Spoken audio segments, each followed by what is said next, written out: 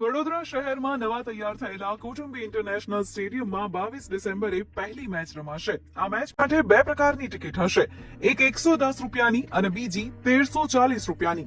પહેલી મેચ માટે 110 રૂપિયાની ટિકિટ સોલ્ડ આઉટ થઈ ગઈ છે। આ બંને ટિકિટો પર તમને અલગ અલગ પ્રકારની સુવિધાઓ મળશે, જે તમારે ખાસ જાણી લેવી જોઈએ। 110 રૂપિયાની ટિકિટ ખરીદવા પર તમને ફ્રી પાર્કિંગ અને સિટિંગની વ્યવસ્થા મળશે, જ્યારે 1340 રૂપિયાની ટિકિટમાં તમને સ્ટેડિયમમાં પહોંચ્યા બાદ 2 વખત નાસ્તો અને 1 વખત જમવાનું મળશે। આ ઉપરાંત વેલે પાર્કિંગ અને ગોલ્ફ કાર્ટની પણ સુવિધા આપવામાં આવશે, એટલે કે તમે વેલે પાર્કિંગ માટે કાર આપશો એટલે ત્યાંથી તમારે ચાલવું નહીં પડે, તમે સ્ટેડિયમમાં સીધા જ ગોલ્ફ કાર્ટ મારફતે પહોંચી જશો।